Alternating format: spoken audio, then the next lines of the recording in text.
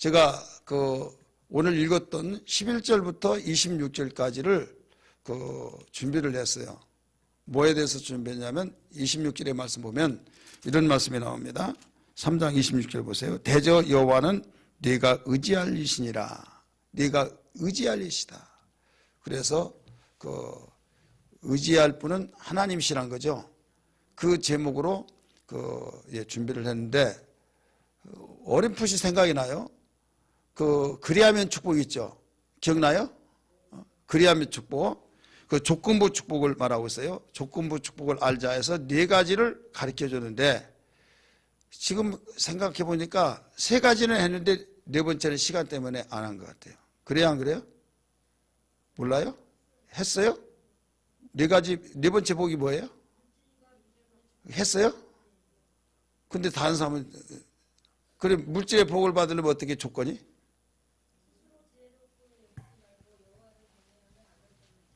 예, 여호와를 경외하는 행위가 뭐다고요? 하도 오래돼 가지고 지금 이 강해니까 그래 강해. 여호와를 경외할 때 겸손하고 여호와를 경외할 때 물질의 복을 받는 거예요. 물질과 기쁨의 복을 받는데 여호와를 경외한다고 하는 것이 뭐냐? 여호와를 경외하는 것이 이것은 악을 떠나는 일이 경외하는 거고 그 다음에 물질로 하나님을 공경하는 것이다. 이게 바로 여호와를 경외하는 거죠.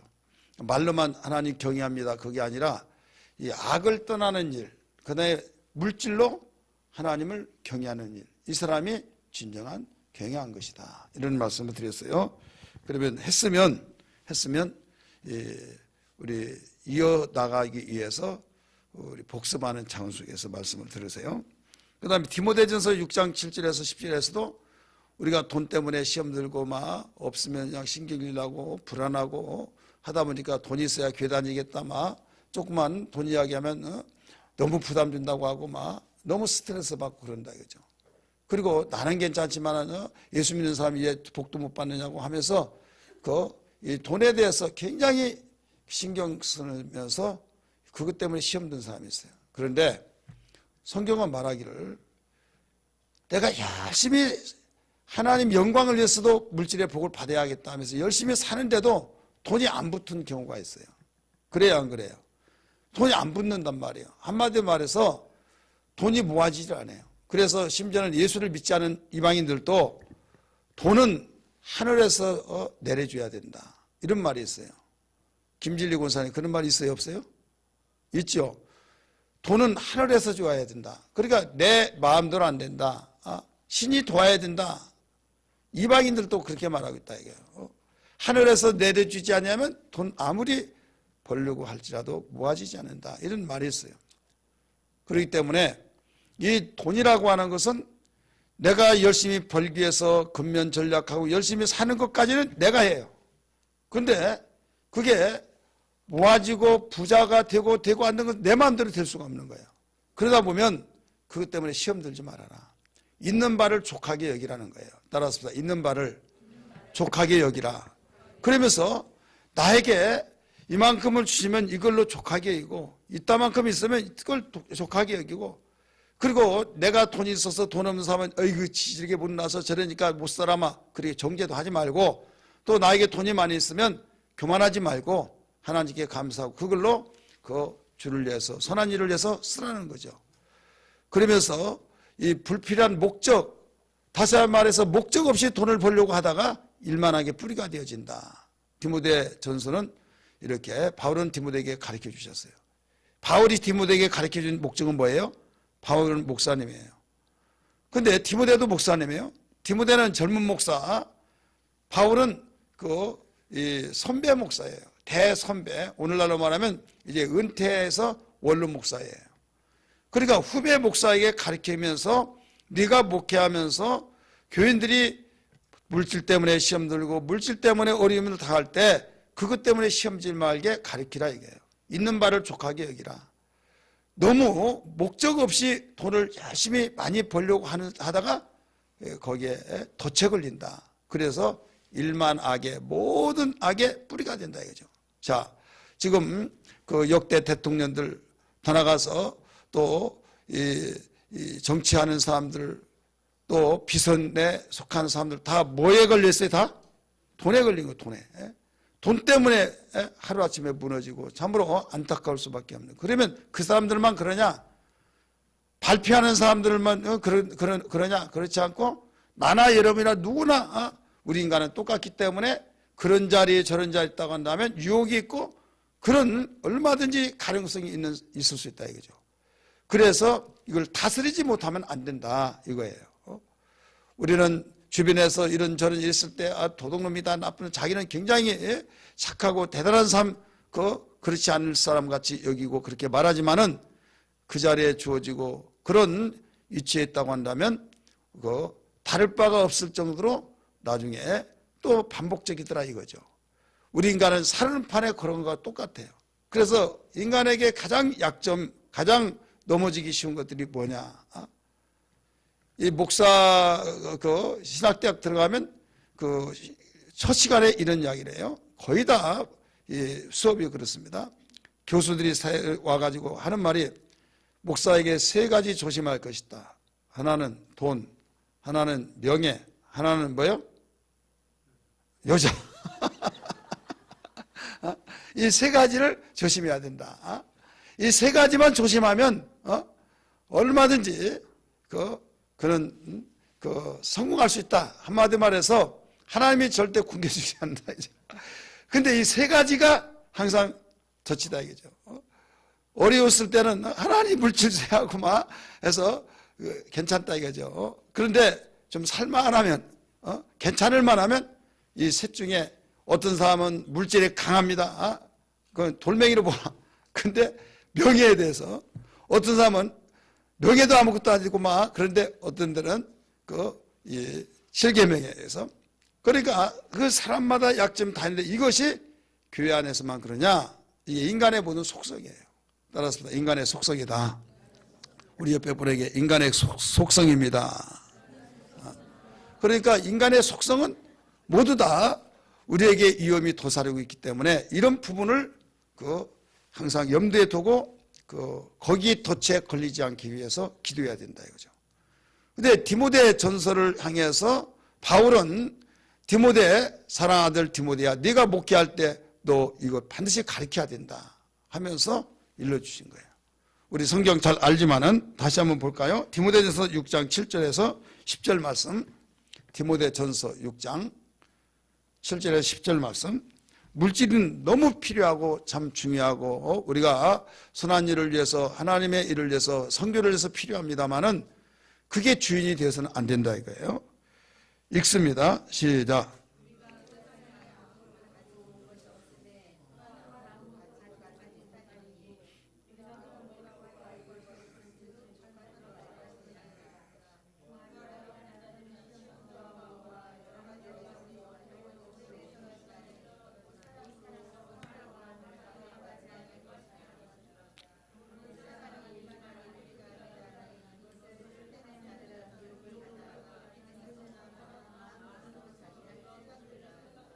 아멘.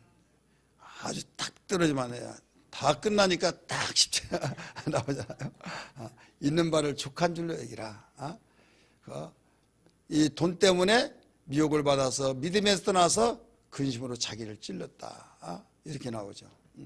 그래서 여러분 물질이 없을 때 힘들지만은 우리 참아내야 될 줄 믿습니다. 물질이 다가 아니다 하면서 물질이 얼마나 힘들길래 물질이 없으면 모든 것이 다 초라해지고 불편하고 또 막 엎친 데 겹치고 막 해서 막 억눌렸을 때 바위를 막 몇 겹으로 올릴 때 숨 막혀서 죽는 것 같죠.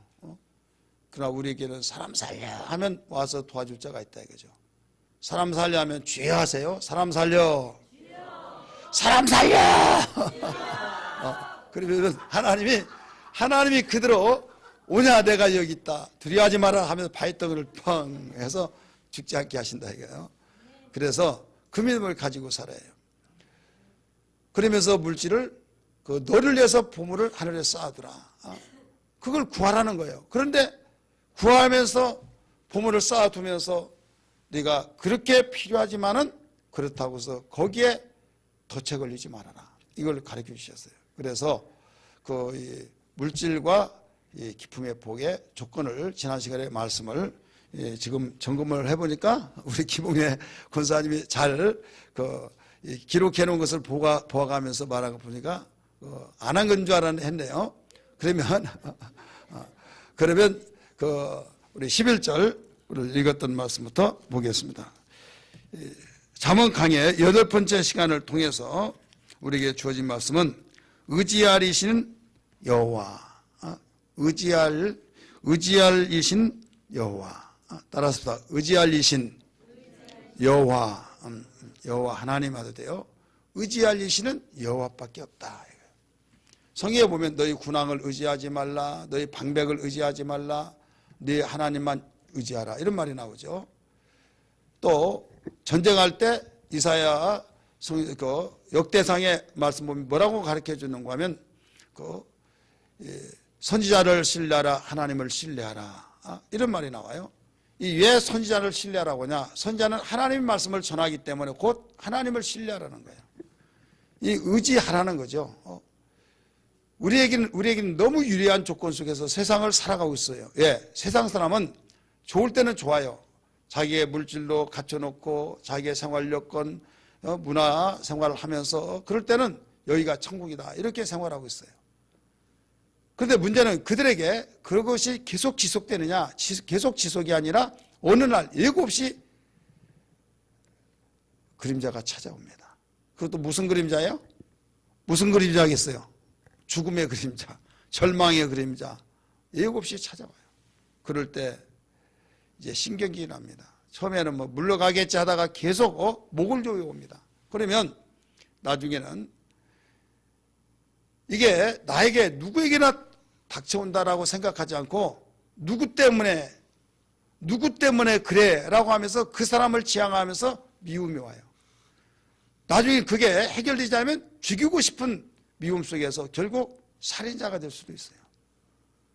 그러니까 그런 무거운 짐이 나에게 몰아닥치고 나를 위협하는 먹구름이 왔을 때 이것을 그들은 물리칠 힘이 없기 때문에 결국 상대가 이렇게 만들었다, 그러면서 그자만 없어지면 된다 하다 보니까 계속 꼬리 물게 하는 문제가 끝이 없다 이거죠.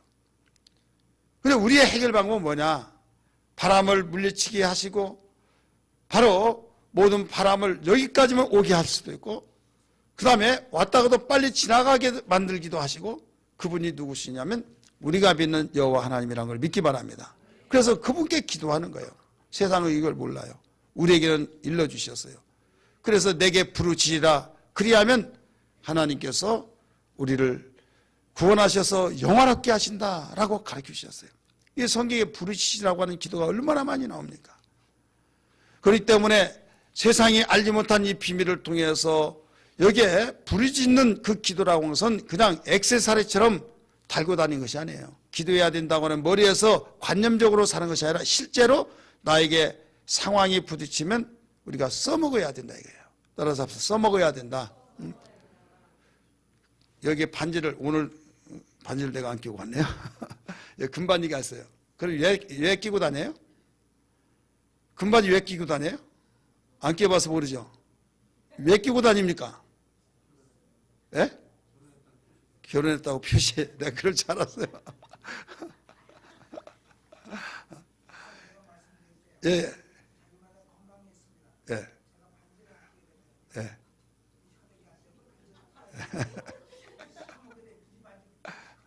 예. 예, 좋습니다. 예. 자, 예. 그래서 다 각각 자기 주관이 있어요. 그런데 유사시에 우리 사용하기 위해서 끼고 다녀요. 유사시. 내가 말하려고 의도는 그거예요. 다 맞아요. 우리 장로님 말씀하신 것도 맞고, 결혼하는 기념하기 위해서 끼고, 건강을 위해서 끼고, 다 맞아요. 틀린 말이 아니에요. 그래서 진지하게 말씀하시잖아요. 예, 본인이 경험했으니까. 근데 내가 물어보는 의도를 알아요. 괜히 물어본 거 아니잖아요. 뭐냐면 내가 무슨 어디 가다가 돈이 없다, 아무것도 없어. 그럴 때 어떻게, 이것이 금반지가 이게 돈이야 돈. 유사지 그거 써먹어야지. 나는 죽더라도 안 써먹는다. 무슨 이건 액세서리야 그냥. 내가 이걸 팔아서 이걸로 돈을 대신해서 해결하고 나와야만 되는데 이것 있으면서도 이건 안 돼. 죽더라도 안 돼. 그러면 이게 바보죠. 여러분 기도라는 건 뭡니까? 하나님께서 우리에게 기도하라고 말씀하시죠. 주님이 내 이름으로 기도하라. 그러면 내가 무엇이든지 원하는 대로 너에게 들어주마 라고 말씀하셨으면 제 경험에 어떤 어려운 일이 닥쳐왔어요. 그러면 신경질나 그러기보다 쉬어 하면서 기도하라고 하는 신호구나. 기도하라고 하는 하나님의 음성이구나. 그걸 딱 생각하면 나를 되돌아보며 기도할 수 있는 자세가 돼요. 그러면 해결이 돼요. 신경질나 하면서 막 미웃고 누구 뭐 막 이렇게 막 하면 연결이 돼 복잡해져 버립니다. 얽혀버려요. 그러니까 어려운 일 당했을 때 기도하라고 하는 하나님의 바로 사인이다 생각하면서 그때 바로 기도의 자세로 들어가 버리면 이것은 하나님이 원하신 것입니다. 믿으시길 바랍니다. 그러니까 그런 마음이 생기면 거기서 일어날 수 있어요. 그렇지 않냐고 신경질 나고 나는 되는 것도 없고 나는 한 가지 해결하면 또 한 가지 터지고 또 한 가지 해결하면 또 터지고 이게 뭐냐 하면서 심지어는 하나님까지 원망하고 때로는 이제 교회가 어디고 다니기도 싫고 너 남북 그렇고 막 이런 생각이 되어버리면 참으로 이건 어디에서 수습할지를 모르는 거예요. 수습은요 우리 하나님께서 간단하게 단순하게 그곳에 해답이 있다는 것을 일러주시고 있어요. 대부분 사람들은 해답을 저 멀리에서 어려운 데서 해결을 하려고 합니다. 그런데요 등단 밑이 어둡단 말이 있죠. 자, 문제가 터지는데 어디에서 터져요? 멀리에서 터져요? 가까운 데 터져요. 그러면 가까운 데 터졌으면 진단이 가까운 데, 그러면 가까운 데서 해결하면 되는 거예요. 자, 예수님이 어디 계십니까? 내 마음속에 계시죠. 내 안에 계신 가장 가깝죠. 가까이 더 가까이. 과거에 예수 하나님 성인 사람은 율법 속에 하나님이 계셨어요. 그 다음에 율법 속에 계셨던 그 하나님은 이제는 선지자에게 해결책이 있었어요. 그래서 가까이 이제는 그 말씀이 내 안에 계셔요. 할렐루야. 그래 가까이 더 가까이 해서 내 안에 계신 주님이 말씀하신 그 해결책이 그 속에 있다 이거죠. 그래 멀리서 찾으려고 하지 말고 내가 섬기는 교회에서 내 안에 계신 주님께 기도하고 그분과 사귀고 그러면서 말씀을 읽고 묵상하고 그 말씀부터 기도하고 또 집에서 이리 둥글고 저리 둥글고 잠을 하나도 못 잤다고 하면 눈을 벌거렸고 신경쇠약 걸리고 막 그렇게 하면서도 교회를 멀리한 사람이었어요. 이건 복되지 못한 겁니다. 이럴 때 하나님이 또 교회에 가서 기도하라는구나. 집에서 기도하면 또 잘 안 되잖아요. 그래서 그럴 때마다 민첩해야만 안 됩니다. 왜? 집에서도 잠 못 자고 엎치락덜치락 하면 잠자는 사람도 다 깨우고 같이 못 자게 할 수밖에 없잖아요. 그러니까 내가 이렇게 잠을 이루지 못하면 단상까지도 피해주니 교회 나가자. 자더라도 교회 가서 자야겠다. 왜? 잠 잘 자면 너무 감사하죠. 왜? 3일 동안 아니면 5일 동안 잠을 못 잤는데 그렇게 잠을 이루려고 하면 잠이 안 와. 저는 기도해 주면서 어떤 분이 소문 듣고 그 환자를 하나 데리고 왔어요.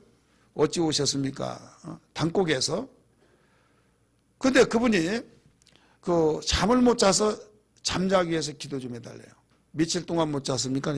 했더니 그 집 식구가 다 못 잤는데 딸은 일주일 동안 못 자고 또 그 어머니는 열흘 동안 못 자고 남편은 8일 못 자고 근데 눈이 완전히 막 좀 표현을 제가 그렇게 못해요. 여기에 빨간한 이 눈알 자체가 완전히 빨간한 거예요. 벌거려가지고 빨간색입니다. 빨간색. 그러니까 막 소름이 끼칠 정도로. 그러면서 그래도 여기 막 모래가 굴러다닌 것 같다는 거예요. 그러면서 잠잘 잔 것이 이렇게 큰 복이라는 걸 미처 내가 몰랐다고. 잠잘 잔 거 복이다 하는데 한 귀를 듣고 흘러버렸다는 거예요. 그런데 그렇게 큰 복이라는 것을 이제 알았습니다. 그러면서 다른 거 다 싣고 잠이나 아주 푹 자고 싶다는 거죠. 자면 됐지 않습니까? 무슨 말 하려고 내가 무슨 말 나온가 그런 듣고 싶어서 아니 자면 됐지 뭐 그렇죠 그렇게 힘드냐고 그랬더니 그럼 내가 진작 잤게요. 얘 안 잤겠냐고 안 온다는 거예요. 그래서 제가 어떻게 했겠습니까? 복음을 전해주고 하나님은 사랑하는 자에게 단잠을 준다고 하는데 지금 단잠을 주시지 않는 것 보니까 하나님 쉬지 않는 것이다고. 그러면 하나님 쉬지 않았으면 누가 그렇게 못 자게 해요? 마귀가 그렇다는 것을 인정하겠어요. 세상에 잠 못 잔 것도 뭐 마귀가 그러나? 아니, 그 하루 정도 못 자면 몰라. 이틀 못 자면 몰라. 근데 일주일, 열흘 동안 막 못 자는 것은 이상한 거 아니에요? 병원에 가서도 이게 이상이 없다는 거예요. 그럼 너무 신경 썼다고 하면서 이건 영적으로 보지 않으면 안 되겠다 해가지고 예수의 이름을 명하느니 더러운 귀신아 떠나라 막 하면서 꾸짖고 명령하고 내쫓았어요. 내쫓았더니 피그르르 하면서 그 자리에서 그냥 쓰러지면서 잠을 자기 시작한데 무려 3시간을 자고 일어나요. 3시간. 몇 시간이요? 3시간이요. 자, 이걸 어떻게 해석하겠습니까? 의사도 아니고 처방도 해주고 어떤 마취제 같은 거 해서 그 잠자게 한 것도 아닌데 그래서 내 이름으로 병 고쳐라. 내 이름으로 귀신 쫓아라. 내 이름으로 무엇을 원대로 구하라.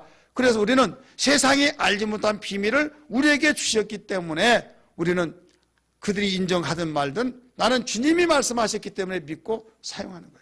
이때를 위해서 사용하고 이때를 위해서 도와주고 이때를 위해서 우리가 써먹어야지. 언제 써먹으려고 합니까? 자, 돈이 있어요. 돈 있을 때 쓰지 돈 없을 때 내가 그때 할 것 여러분 뒷북 치면 안 됩니다. 따라서 합시다. 뒷북 치지 맙시다. 별걸 따라서 하라고 하지 마시고 한번 뒷북 치지 말자고 해보세요. 꼭 이런 사람이 있습니다. 어떤 사람이 우리 교회에 이제 소문 듣고 왔어요. 기도해 달라고. 두리번거려요. 지하실에 있을 텐데 목사님 저희 위해서 기도 많이 해주세요. 그러면서 내가 망하기 전에 예수님 믿었더라면 목사님 교회 예배당 지어줄 텐데요. 망하기 전에 예수 믿었으면 다 지어져 버린다는 거예요. 1970년도에 자기의 그 방탄자동차를 타고 다녔대요. 대통령만 타고 다니는 방탄자동차. 그리고 엄청난 부자인데 언제 망했냐고 그랬더니 집을 큰 궁궐같이 지었대요. 그래가지고 대문을 이제 세우는데 거기에 기초를 파고 거기다 부적을 당시에 3천만 원짜리 부적을 넣어서 했는데 그들도 망해버렸대.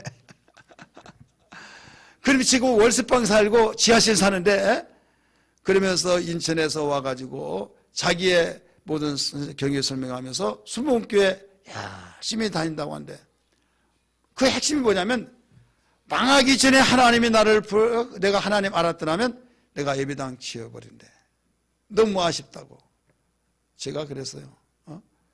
망하지 않으면 예수 믿지도 않았다고. 내가 그런 말 했다는 이거. 하기야 그래요. 여러분, 우리는 하나님이 나를 어렵고 힘들게 만들고 때로는 내가 어떤 사건을 통해서 힘들 때 우리는 하루살이가 아니에요. 계속 살아갈 존재이기 때문에 어려울 때 하나님이 나를 불러서 사용되어 주시는 계기로 삼아야 될 줄 믿기 바랍니다. 하나님이 사용하신 대로 어떤 자를 사용해요? 겸손한 자. 어떤 자에게 은혜 주세요? 겸손한 자. 하나님은 은혜 주시고 그 은혜로 인하여서 사용되어진데 은혜를 누가 받느냐? 겸손한 자가 받는 거예요. 근데 사람이라는 속성은 나나 여러분이나 누구든지 잘 나가고 잘 나가면 자기의 의가 살아나요. 자기의 자랑거리가 있어요. 그러면서 하나님이 나를 도와주셨다고 하는데 여기만 도와줬다고 하고 가슴속에 파고 들어온 것이 약해져. 근데 어려운 일을 당하면 뼛속까지 사무쳐버린 겁니다. 따라서 뼛속까지. 기도를 하더라도 여러분 그 어려웠을 때 기도한 것과 나에게 평안했을 때 기도한 건 차원이 달라요. 평안했을 때는 기도가 어렸을 때보다 진지하게 안 되는 겁니다. 그래서 성경은 너희 중에 즐거운 자가 있느냐? 저는 뭐라고 그랬어요? 기도할 것이라? 찬송할 것이니라. 왜? 기도 안 되니까 또 찬송으로 기도하라 해요. 너 중에 고난당한 자가 있느냐? 저는 기도할 것이라. 그러니까 고난당할 때는 기도가 아주 장난기가 아니에요. 농담할 어떤 정신도 없고 농담할 자리도 아니고 아주 진지해진 거예요. 누가 옆에서 하하 웃더라도 웃음이 나에겐 통하지 않습니다. 오직 진실하게 진실하게 금식하면서도 거기에서 오직 어떤 일을 하면서도 하면서 입이 바싹바싹 말라가면서도 그래서 오직 그 기도를 하나님이 외면하지 않고 들어 역사하셔서 야 하나님은 이렇게 해서 나를 깨뜨리시는구나 믿으시길 바랍니다. 그러니까 세상의 사람은 재수가 없을라니까 나는 하는 것마다 안 되는가 하면서 원망과 불평과 짜증 속에서 완전히 그런 걸로 포위가 되어서 얽혀져서 나올 수가 없는 거예요.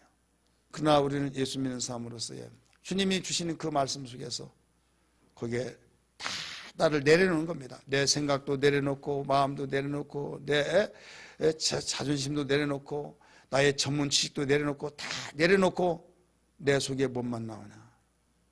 오직 주님밖에 없는 거예요. 그래서 주님 의지하는 거예요. 주님 의지할 때 주님이 너 이제 깨달았느냐 예알았나이다. 그러면서 하나님이 진정 내려놓지 하면서 다 깨어나주면서 다독거려 주십니다. 다독거려 주실 때 하나님 눈에 보이지 않기 때문에 알지 못하나 그분이 다정다감하게 깨어나주면서 다독거려 주는 그것을 느낄 수가 있어요. 느낄 수 있기 때문에 막 펑펑 울죠. 하나님 나 같은 것을 이렇게 사랑해 주셨습니까? 막 엉망 울 수밖에 없는 거예요. 그러면서 그 눈물이 이제는 나에게 감사와 찬양의 눈물이 되어버린 거예요. 따라합시다. 감사와 찬양의 눈물이 되더라. 그러면서 한마디 한마디 기도가 하늘을 사무치는 그 기도, 하나님 보좌를 감동시키면서 하늘문을 여는 기도. 그래서 어떤 무엇으로 여러분 하늘문을 열 수 있고 하나님 보좌를 감동시킬 수 있겠습니까? 그래서 바울은 이렇게 가르쳐 줍니다. 세상에 미련한 것들을 택하여 세상에 지혜롭고 부유한 자를 부끄럽게 만든다. 이 역전시키는 작업을 여기서 하나님이 하신 것을 믿으시길 바랍니다. 그러니까 현재 어렵고 힘들 때 육신의 생각은 끝나는 거예요. 하나님의 생각을 통해서 하나님 앞에 겸손에 무릎을 꿇고 여기에서 하나님 바짝 메어 달리고 가까이 하면은 여러분 거기에 길이 보인 것을 믿으시길 바랍니다. 하나님의 사랑을 사모하는 자, 하나님의 평안을 바라보는 자, 너 모든 것 창조하신 우리 주님이 너를 얼마나 사랑하시는지 하나님께 찬양하며 하나님의 선하심을 닮아가는 자, 너의 모든 것 창조하신 우리 주님이 너를 찬양하사. 손을 맞지 모르고 부릅니다. 하나님 사랑의 눈으로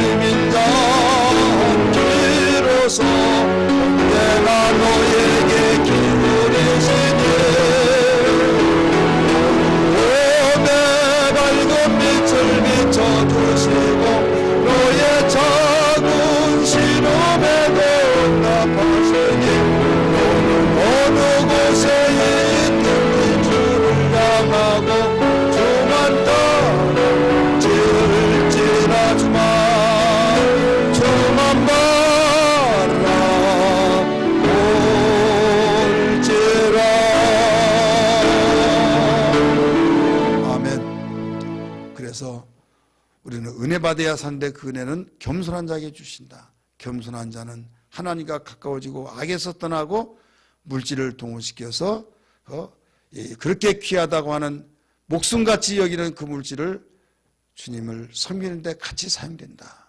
이게 바로 하나님을 경외한 것이다. 이때 무슨 복을 주세요? 물질과 기쁨의 복을 주신다라고 성경은 가르쳐주고 있습니다. 오늘 여기에서 내가 의지할 이시는 여호와 하나님밖에 없다. 왜 우리가 의지할 이시가 하나님이냐? 그 이유가 뭐냐 이게 이유. 세상에 돈도 의지하고 명예도 의지하고 자기의 기술도 의지하고 자기의 달란트 이런 것들을 의지할 것이 태반인데 왜 하나님밖에 의지할 이시가 없냐? 그 이유가 뭐냐 이게. 오늘 본문 안에서 비춰보면 두 가지로 볼 수가 있어요. 하나는 하나님이 나의 아버지시고 하나님이 나의 전능자이시기 때문에 따라서 하나님이 나의 아버지시고 나의 전능자이시다. 그래서 오늘 본문 11절의 말씀 보니까 뭐라고 나와요? 내 아들아 이렇게 나오죠. 따라서 합시다. 내 아들아 내 아들아 하면서 아버지가 나를 야단칠 때는 나 잘 때라고 한다. 이렇게 오해가 없어요.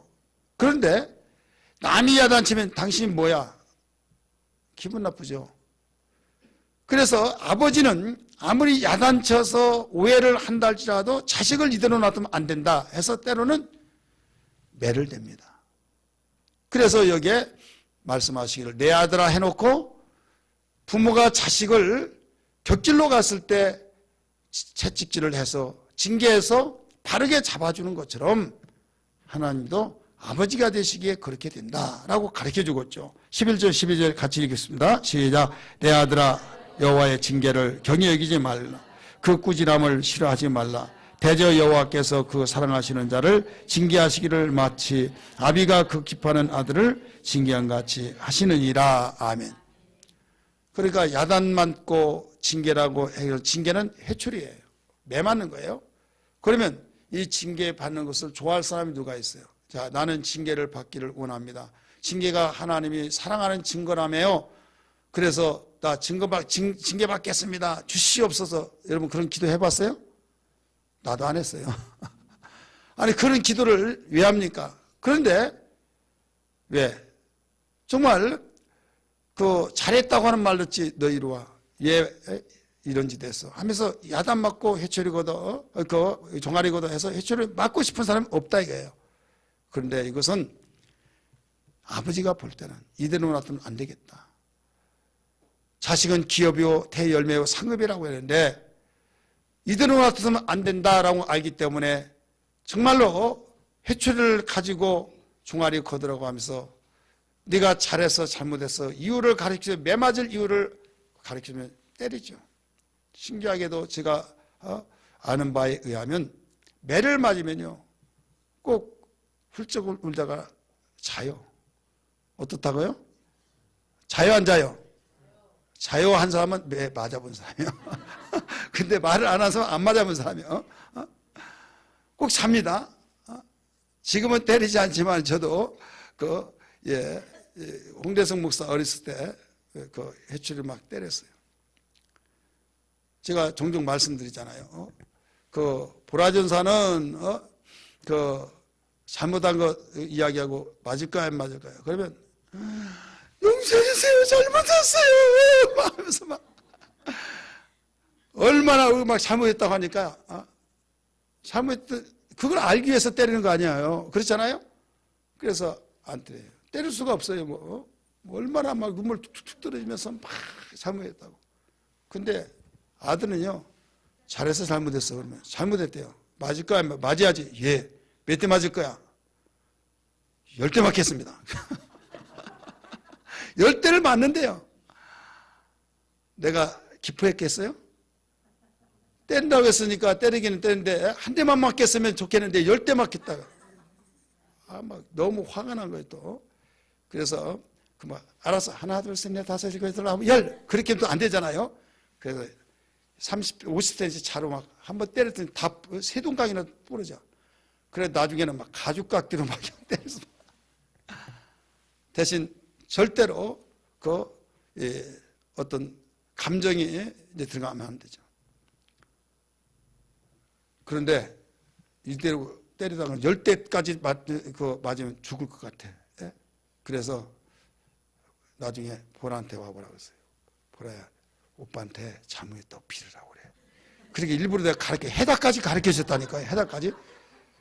그래 이제 용서해 주려고. 그래 이제 갔다 와가지고 이제 보라가 이제 다 이야기를 했더니 했어. 그래서 했대요. 아, 이제는 됐다 해서 너 몇 대 맞았어? 아, 몇 대 남았어? 7대 남았습니다. 맞아요, 안 맞아요? 맞겠습니다. 이걸 얼마나 그러면 그게 맞는 것이 정의고 공의고 그렇습니까? 지금 용서를 해주려고 내가 데려다가 딸 데려다가 해다까지 가르쳐 줬는데 내가 그걸 느끼는 것이 뭐냐면 하나님께 용서 비는 것이 지혜다. 믿으시길 바랍니다. 하나님 때리기 원하지 않아요. 나중에 맞았습니다.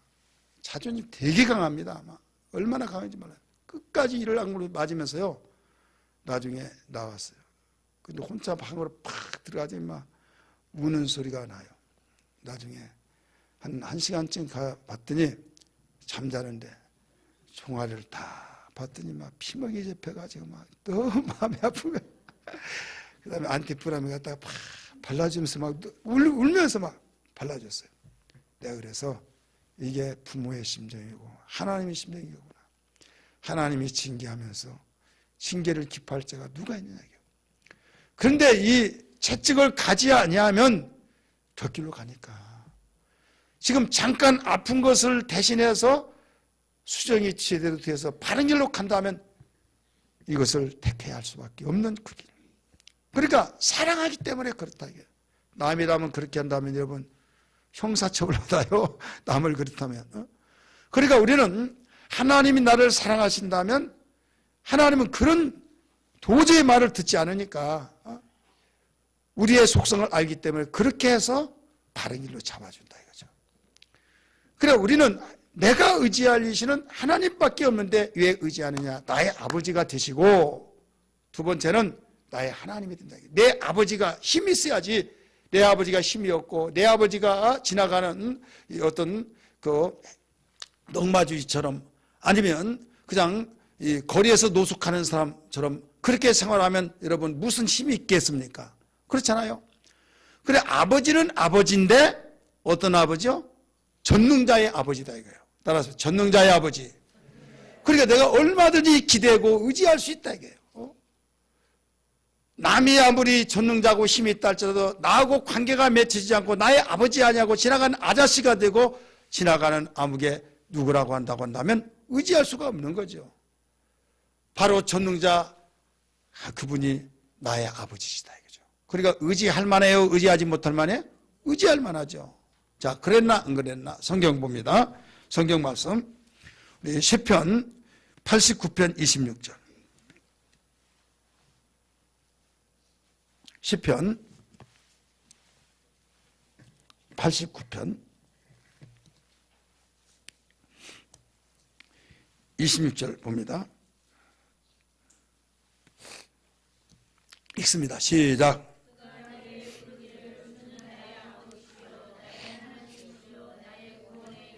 아멘. 나의 아버지시오. 또 뭐요? 나의 하나님이시오. 나의 전능자이시오. 그 다음에 하나님이 직접 말씀했어요. 나는 전능자라 라고 말씀하셨는데 창세기 17장 1절 말씀 다 보세요. 창세기 17장 1절 먼저 찾으신 분들이 읽습니다. 시작.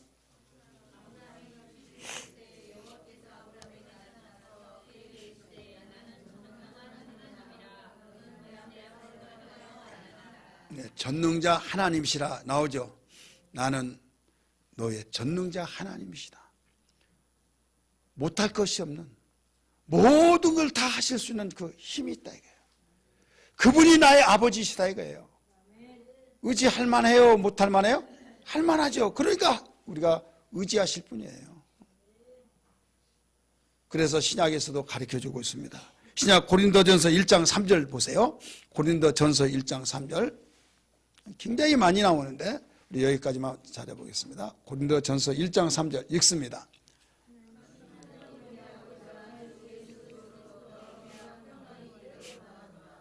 자, 뭐라고 나왔어요? 예, 하나님 우리 아버지와 하나님 우리 아버지다 이거죠. 하나님이라는 자체는 전능자라, 엘로힘 전능자예요. 그러니까 나의 아버지가 이렇게 힘이 있다. 그렇기 때문에 내가 사랑스러운 아들이 되고 하나님의 사랑스러운 아들이 돼서 내가 의지만 한다고 한다면 얼마나 이뻐하시면서 우리를 버리겠느냐 이게요. 아니다 이거죠. 아무리 내가 어리고 힘들고 진흙탕 속에서 빠져서 허버적거린다 할지라도 그분은 내가 부르실 때 어디든지 다 듣고 계셔서 그분이 우리를 끄집어내신 분이기 때문에 우리는 그분을 의지하면 살 길이 있고 그분을 의지하지 않으면 우리는 소망이 없다는 걸 알아야 될 줄 믿기 바랍니다. 마지막 두 번째는 하나님은 지혜와 지식의 근본이기 때문에 지혜와 명철과 또 그 총명 모든 일의 근본이시기 때문에 그래서 성경에 보면 여러분 잘 아는 잠언 1장 7절에 보면 여호와를 경외한 것이 뭐라고 나와요? 지식의 근본이다. 또 9장 10절에 보면 지혜의 근본이라 나와요. 자, 지혜의 근본도 지식의 근본도 하나님을 경외한 것에서 나온다고 그랬어요. 그러면 총명도 하나님 경외할 때 그러니까 지혜도 총명도 명철도 모두 다 하나님께 나온다 이거예요. 그러니까 하나님은 모든 일의 근원이 되시기 때문에 근본이 되시기 때문에 우리는 세상에서 하나님께서 우리에게 말씀하시기를 지혜가 있으라. 지혜를 찾으란 거예요. 지혜가 없으면 안 된다 일러주시면서 오늘 성경 여기 3장 13절 보세요. 뭐라고 가르치셨나? 3장 13절 지혜를 얻는 자와 명철을 얻는 자는 뭐가 있다고 그랬습니까? 복이 있나니. 자, 지혜를 얻는 자는 복이 있다고 나오는데 14절 15절 읽습니다. 이는 지혜를 얻는 것이 은을 얻는 것보다 낫고 이익이 정금보다 나음이니라. 자, 지혜를 얻는 것이 무엇을 얻는 것보다 나아요? 은을 얻는 것보다, 정금 얻는 것보다 낫다. 또 15절 지혜는 무엇보다 귀하다고요? 진주보다 귀하니 네가 사모하는 모든 것으로도 이에 비교할 수 없도다. 이렇게 나오죠. 그래서 14절 15절의 말씀이니까 은보다도 낫고 진주보다도 귀하고 18절에서는 또 뭐라고 했나 한번 보세요. 지혜는 그 얻는 자에게 생명나무라. 지혜를 가진 자는 복되도다. 자, 지혜를 가진 자는 복이 있다. 이게 지혜를 얻고 명철을 얻는 자는 복이 있는데 18절에서는 뭐라고 가르쳐주며 복이 있다고 그랬습니까? 얻는 자는 생명나무라 이렇게 나와요. 왜 나무가 수없이 많은 왜 생명나무입니까? 그 이유가 뭐겠어요? 이 생명나무라는 것은 죽어도 사는 것이 생명이에요.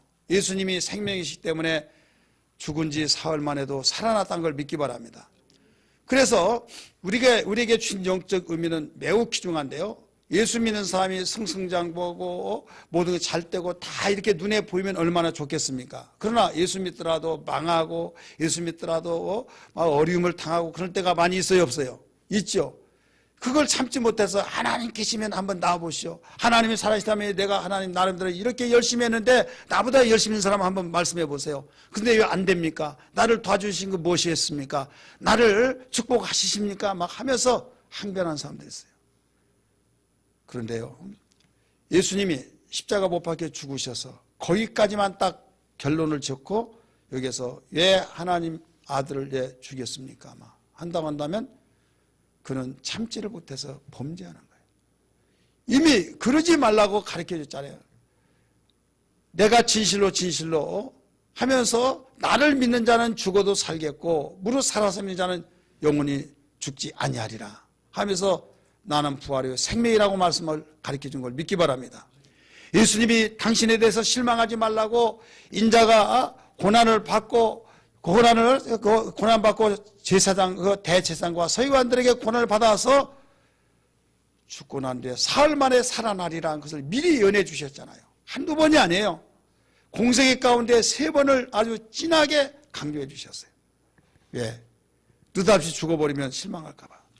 고난을 받고 죽는다. 그러나 다시 살아난다. 그리고 나사로를 나사로 살리기 위해서 그 마리아 마르다 집에 갔을 때 네 오라비가 살 수 있겠느냐? 예, 부활 때는 살겠죠. 할 때 나는 부활이요 생명이 나를 믿는 자는 죽어도 살고 무릇 살아서 믿는 자는 영원히 죽지 아니하리라고 하면서 또 거기에서 살아날 것을 가르쳐 줬잖아요. 썩은 냄새가 나는 그 앞에 가서 나사로야 나오라 했을 때 산자처럼 나왔잖아요. 믿으시길 바랍니다. 그러니까 여기서 생명나무라고 한 것은 너희가 볼 때는 죽어서 결론을 내려서 끝나버린 걸로 알겠지만은 역전으로 회복된다. 산다 이거예요. 믿으시길 바랍니다. 지혜를 얻는 자는 생명나무라고 말한 것은 네가 보이는 눈으로 결론 짓지 말아라. 네가 보는 눈으로 망했다고 안 된다고 나는 되는 것이 없다고 하면서 절망하거나 입술로 범죄하지 말거라. 아직 네가 볼 때는 결론같이 느껴져서 그렇게 말했지만은 지금 나는 결론이 아니다. 이거예요. 그래서 시험을 받는 자가 참는 자가 복이 있다고 하면서 하나님께서 온전하게 만들기 위해서 그렇게 하신 것이라고 야고보서 1장에 가르쳐 주신 것처럼 여러분 지혜자는 하나님이 길이길이 약속하신 것을 실천해 준다는 걸 알기 때문에 성급하게 결론 내리고 원망하지 않습니다. 그래서 생명나무라고 말씀하셨고 지혜를 가진 자는 복이 있다라고 가르쳐 주셨어요. 그래서 지혜를 놓치지 않기를 주의 이름으로 축원합니다. 할렐루야. 의지할 자는 오직 우리 하나님밖에 없는 겁니다. 그러면은 여기에서 우리가 알아야 할 것이 이 지혜를 지켜야겠죠. 이렇게 지혜를 얻는 것이 금보다도 은보다도 낫고 어떤 무엇보다도 비교할 수가 없고 지혜를 얻는 자는 생명나무라고 가르쳐 주면서 현재는 어려움 속에 절망 속에 있는 것 같지만은 반드시 죽는 자가 살아났을 때 야 하고 역전으로 바뀌어지듯이 여러분의 삶이 역전이 되어진다는 걸 믿으시길 바랍니다. 그러니까 이 지혜가 중요하기 때문에 지켜야 안 지켜야 해요? 지켜야죠. 그래서 어떤 일이라도 다른 것 무너진다 할지라도 다른 것 부도난다 할지라도 지혜만은 부도나지 않기 위해서 기도하고 우리가 근신해야 될 줄 믿기 바랍니다. 지혜자는 그것을 가르쳐주고 있어요. 우리 성경 볼까요? 성경 말씀 지키라고 했나 안 했나? 21절 22절 말씀 같이 읽습니다. 시작. 내 아들아 완전한 지혜와 근신을 지키고 이것들이 네 눈앞에서 떠나지 말게 하라. 그리하면 그것이 네 영혼의 생명이 되며 네 목의 장식이 되리니. 아멘. 지혜와 근신을 지켜서 끝까지 지혜를 바로 부도내지 말아라. 지혜를 가지고 살아가거라. 그러면 네 영혼의 생명이 된다라고 가르쳐줬어요. 생명이 되기 때문에 이제는 네 목에 장식을 가지고 산다. 걸어준다는 거예요. 이건 뭐예요? 나타난 거죠. 목걸이 좋네. 이거 얼마짜리야? 야, 부럽다. 누가 사줬어? 우리 신랑이 그러면 부럽다. 신랑 잘 만나서 막. 이건 여기에 차니까 그런 거예요. 차니까 나타나니까. 자, 지혜를 얻는 자가 지혜를 잘 지켰을 때 하나님께서 영혼의 생명이라고 말씀하시면서 그걸 어디에 걸어줘요? 목에다. 목걸이로. 그러니까 이게 나타나는 거예요, 이제. 전에는 영혼의 생명이기 때문에 생명나무이기 때문에 아직 생명나무에 열매가 맺혀지기 전에는 거기에 나타나지 않았어요. 근데 영혼의 생명이기 때문에 이제 영혼이 바로 살아서 드러나면서 목에다가 걸어줄 때는 우리의 생활 속에서 나타나 버린다 이거예요. 할렐루야. 그래서 지혜를 지키라. 근신하며 지키라는 것은 깨어서 지켜야 된다 이거예요. 어떤 일이 있더라도 지혜를 지켜야 될 줄 믿습니다. 여러분, 다니엘이 지혜와 총명이 있고 그걸 지키기 위해서 애통했고, 자, 지혜가 뭐라고 그랬어요? 하나님 경외한 것이 악을 빠지지 않고 또 그 물질로 하나님을 섬기고, 이게 바로 요셉이 그랬어요. 그만큼 지혜자는 모두 망한 사람이 하나도 없어요. 따라서부터 지혜자는 망한 것 같은데 망하지 않더라. 오늘 우리는 이런 신앙이 돼야 될 줄 믿습니다. 여러분이 어려웠을 때, 야, 예수 그렇게 잘못했는데 왜 망했냐? 그러면요, 여러분 뭐라고 그래요? 예, 그 말을 들을 때는 내가 할 말이 없습니다. 죄송합니다. 그래야요? 그래야만 됩니까? 미련하게 그런 사람도 있어요. 절대 그러지 마세요. 아직 게임 안 끝났다고. 당당하게 말씀하시기 바랍니다. 그런 담력이 있어요. 아직 지금 공사 중이라고, 하나님 일하신 중이라는 걸 당당하게, 그럼 하나님 책임져 주시는 거예요. 근데 대부분 사람들이 내가 그 말하면 할 말이 없다고. 죄송해요. 뭐가 그리 죄송합니까? 지혜를 지키라는 거예요. 근신하며 지키라는 거예요. 악에 떠나지 아니하고 악에서 떠나고 하나님을 경외하고 마음과 성과 뜻을 다하여 물질을 대해서 섬기고 경외하는 것은 바로 하나님께서 지혜의 근본이시고 지식의 근본이시고 명철의 근본이시고, 그래서 그 지식과 지혜가 나 있다 이거예요. 이걸 내가 지키고 있다 이거예요. 할렐루야. 지키고 있을 때 영혼의 생명이라, 그 다음에 이 목에 장식으로 걸어주겠다.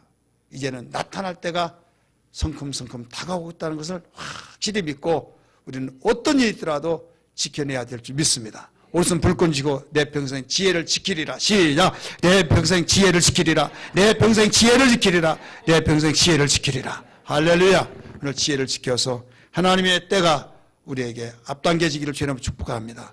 결론은 뭐냐? 두 가지예요. 하나는 삶의 평안을 주십니다. 따라합니다. 삶의 평안을 주신다. 23절 읽습니다.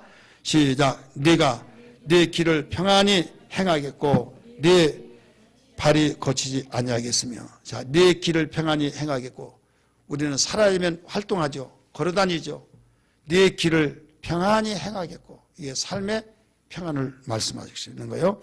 그 다음에 이 뒤에 23절 하반절, 네 발이 거치지 아니하겠고, 우리가 걸어다니면서 자빠져가지고 큰 부상을 당하기도 하고 막 그러잖아요. 넘어지지 아니해야 된다. 걸려 넘어지지 말아야 된다. 마찬가지로 우리가 열심히 살더라도 걸려 넘어지면 거기에 다 부서지고 참 고통이 심하죠. 근데 그걸 넘어지지 않겠다.